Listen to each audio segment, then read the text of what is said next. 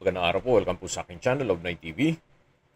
Patalasasan po, meron po ba kayong mga properties na napapabayaan or non-performing assets? Plan nyo ibenta, pero wala kayong oras sa pagbenta nito. Kung ito'y pagkakatiwala nyo po sa amin, tawag lang po kayo sa aking numero, usap po tayo, gawan ko po ng video for free. Yes, libre po. Wala po kayong babayaran. Tutulungan pa namin kayong mabenta ang inyong property. Kami na po bala sa marketing, sa boosting or paid ads, even sa tripping. Hindi na po kayo mapapagod sa pag-entertain ng mga buyers. Kami na po bala sa lahat. Tawag lang po kayo. Nandito po tayo ngayon sa 13 Martires, Cavite, kung saan meron po tayong video presentation, isang operational private resort. May lot area po ito na 451 square meters. Ito po'y titulado. Buhay po ang may-ari. Kaya wala po kayong maging problema sa documentation o sa transfer ng title. Ang kagandahan po pag nag-invest kayo sa ganitong private resort, ito po'y income generating property. So kahit papano yung return of investment, although hindi naman ganun kabilis, pero kahit papano, may pumapasok po na income. Tungkol naman po sa booking ng mga client, wala pong problema kasi sa Airbnb po ito pinasok ni owner. So, kontrolado po ninyo. Malalaman nyo kaagad kung may magpapabook kahit po nasa labas kayo ng Pilipinas o nasa ibang bansa kayo. Kagaya po ni owner, nasa Amerika po siya, lahat ng bookings ay dumadaan po sa kanya. At syempre, meron na rin pong CCTV, kaya monitored niya po itong resort through cellphone. Meron pong application na pwede nyo pong makita kahit po nasa ibang bansa kayo. Kung familiar po kayo dito sa property, opo, na-vlog ko na po ito. Sa ngayon po, i-reshoot ko lang gawa ng meron na pong mga improvements na ginawa si owner dito. At the same time, may markdown price. So ito po yung extension ng bahay na kung saan 2-story po yan at mamaya po iikutan natin yan. Dun muna tayo sa main house. Ito pong property ay may concrete fence, then steel gate na rin ito. Then, dito po sa driveway ay naka-tile flooring hanggang dun sa dulo. Then, meron pong kubo na kung saan dyan nagstay ang caretaker at meron pong 2 puno ng dito sa property. Ito po pala ay fully furnished. Lahat pong makikita nyo na kagamitan, pero sa personal staff ni owner, dito sa loob ng bahay ay kasama po. Kaya kung sakaling ma-acquire nyo po ito, hindi nyo na kailangang i-set up at pumili ng mga kagamitan.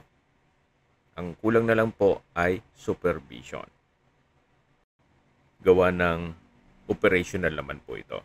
At syempre, may mga kagamitan ng kasama. Nandito na po tayo sa dulong parte nitong resort. Dati po, bare lang ito. So ngayon po, pinagawa na ni owner. Pinatile flooring na rin niya. Then, pinapinturahan na rin itong concrete fence. At sa dulo ay nilagyan ng hangout area. May countertop. May stainless na heavy duty na gas range. Barbecue grill. At yan po yung tiled kitchen countertop with stainless sink with faucet at meron ding manual na ihawan. Ito po maisingit ko lang. Pag bumili ka po ng bahay na bahay bakasyunan, so hindi naman lahat ng oras nandyan ka. Kumbaga, yan po ay tinatawag na non-performing assets. Pero once na mag-acquire po kayo ng isang private resort, ito po'y income generating. Yan po, papasok na po tayo dito sa bahay. Yan po yung driveway. nakakasya ang 5 hanggang 6 na sasakyan hanggang dito sa dulo. Then, dito naman po yung balkonahe ng main house. Malaki din ang spasyo nito. Kung marami kayong guest, pwede silang tumambay dito. Ito pong ceiling ay maayos din. Then, ito po yung main door. Ito po yung naka-solid wood door. Samahan niyo po ako. Pasok po tayo. Gaya po ng nasabi ko sa inyo kanina, ito po yung fully furnished. Then, mula po sa living area o salas, open concept lang po ito hanggang dun sa kitchen. Kaya maliwalas. Then, naka-ceiling cove design, may center lamp, may mga furnishings na rin. Premium tiles ang ginamit dito sa flooring. At meron na rin po itong split type aircon. Yan po, wala na po kayong ipapagawa dito. Kaya nang nasabi ko sa inyo, ito po ay well-maintained. So, kaka-renovate lang nito ni owner. So, mula po dito sa living area o salas, na napakalaki ng espasyo, dito naman po tayo sa dining area. Hanggang dito po naka-tile flooring at maayos din po ang pintura ng ceiling at wall. Yan po yung tinutukoy ko na split type aircon at meron pong display cabinet at drawer. Ito naman po yung bar countertop, may dalawang high chair at dun po sa dulo ay yung kitchen countertop na meron pong gas range at sa taas po ay may oven. May range hood na rin po at may wall-mounted cabinet. Meron din pong drawer at kitchen cabinet sa baba nito.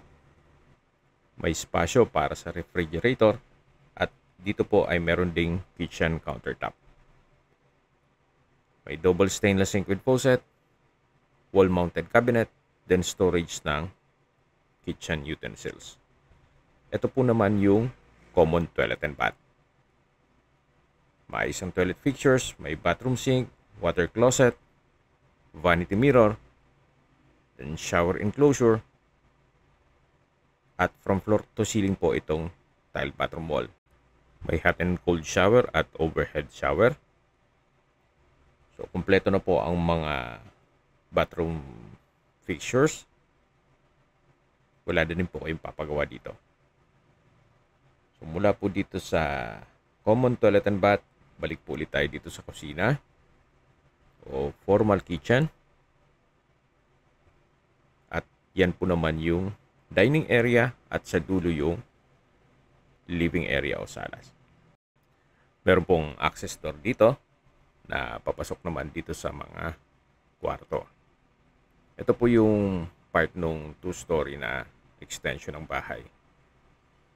Bago tayo pumasok sa mga kwarto, check po muna natin itong common toilet and bath na kung saan maayos po ang toilet fixtures. From floor to ceiling po ang tile bathroom wall. Then meron din pong hot and cold shower. Meron pong exhaust fan at napaganda po ng disenyo nitong tile bathroom wall. Then sa dulo po ay meron pong corner rack. Ito pong water closet with bidet na rin. At labas po tayo para check natin itong mga kwarto. So, dito po ay nilagyan na nila ng mga bed in case na marami pong guest para ma-accommodate lahat. Ito po yung first bedroom dito sa ground floor. So, spasyo, sakto lang. Hindi naman siya ganun kaliit at hindi naman ganun kalaki. May window type aircon, may glass window, solid wood na drawer and dresser, at dito po ay meron pong wooden rack. So yan po, tunguhin nyo po ulit itong first bedroom bago tayo pumanik dun sa second floor. At ang view po nitong window ay yung sa swimming pool side na. Then naka solid wood door na rin po ito. Ito po yung tinutukoy ko kanina na nilagyan ng extra bed in case na maraming guest para ma-accommodate lahat. Sayang lang naman kasi yung spasyo. Then meron pong access door naman papunta dito sa main gate at sa swimming pool. hanggang dun po sa driveway kung saan galing na po tayo dun kanina, dun sa dulo. At dito rin po sa swimming pool na galing na tayo dito kanina, yung first part ng video na may kubo po sa dulo. Then may garden set. At pasok po ulit tayo dito sa loob para check natin yung kwarto sa taas. So yan po ulit yung mga extra na bed. Meron pong staircase window dito na nag-serve as natural sunlight. Ito pong hagdan ay naka-concrete at tiled staircase. Yan po, nasa taas na po tayo. Ito po yung hallway. Yan po yung mga kwarto. Check po muna natin itong unang kwarto na kung saan ito yung naka-solid wood door. Kompleto na rin po ang bedroom furnishings. May bed and mattress, window type aircon, TV stand. Maayos din ang pintura ng ceiling at wall. So far, wala po kayong ipapagawa dito. Then ito pong glass window ay may blinds na rin. So labas po tayo para check natin yung ibang kwarto. So yan po ulit yung hallway. At ito naman yung pangalawang kwarto. So mas malaki po ang kwarto na to. Then may bed and mattress. Double deck bed. Then sa pintura maayos din. Naka-tile flooring. May window type aircon. May glass window with blinds. At solid wood door. Then dito naman po yung banyo o common toilet and bath. Maayos din po ang toilet fixtures. May bathroom sink, water closet, hot and cold shower. At from floor to ceiling po ang tile bathroom wall. At meron ding bathroom window. So dito po sa taas ay meron pong dalawang kwarto at isang banyo. So mula po dito sa mga kwarto, ito naman po yung balkonahe o terrace na naka-tile flooring, tubular railing, may garden set, at mula po dito matatanaw naman yung swimming pool. Ayan po, tunghayin nyo po, napaganda. Tahimik po ang lugar, sariwang hangin, at sa klima naman po, banayad lang. Hindi naman siya ganun kainit at hindi naman ganun kalamig. Sa distance, location at travel time portion na po tayo. So ito pong area nitong property ay Barangay Road, pero marami pong mga convenience store dito. Gaya ng Alphamart, may Dali, at iba pang convenience store na kumpleto din po ang mga paninda. Mula po sa bayan ng Trece Martires, ang distance is 4 kilometers at ang travel time is 15 minutes. Kompleto na po doon kayo ng public market, groceries, convenience store, remittance center, banks, schools, church, at government offices. Mula naman po sa Emilio Aguinaldo Hospital, ang distance is 3.1 kilometers at ang travel time is 9 minutes. Yan po yung lagi kong binabanggit sa inyo na dapat nyo i-consider sa paghanap ng property yung meron pong malapit na hospital. Hindi ko naman po sinasabing sakitin kayo. Yan naman po for emergency purpose lang naman. At mula naman po sa Tagaytay, ang distance is 23.4 kilometers at ang travel time is 48 minutes. Mula naman po sa Manila o sa airport, ang distance is 42.5 kilometers at ang travel time is 1 hour and 35 minutes. Okay, sa presyo na po tayo. Gaya po nang nasabi ko sa inyo, nag-markdown price na po si owner. Binebenta niya po ito sa halagang 16.5 million pesos net. Ibig pong sabihin, si buyer po ang sasagot sa lahat ng taxes at expenses with regards to documentation. Kung may mga katanungan po kayo, tawag lang po kayo sa aking numero. At sa mga kababayan naman natin na sa ibang bansa, meron po akong Telegram. Sa mga iPhone user man, may iMessage. Meron din pong Imo, Skype, Viber at WhatsApp. Same number lang po, 0917-316-3399. Sa mga nagtatanong naman po ng aming Facebook, meron po aming Facebook page na Nov9 TV at Facebook Reels Video. Meron din pong TikTok at Instagram. May ibang YouTube channel po kami na Nov9 TV channel at Nov9 TV Listings. Sana po naibigyan nyo ang video presentation. Paki-like and subscribe na lang po sa aking channel para ma-update din po kayo sa aking future listings. Kung sakali po hanap nyo yung mas malaking sukat na lupa, meron din po kami ibang listings na pwede nyong pagpilian.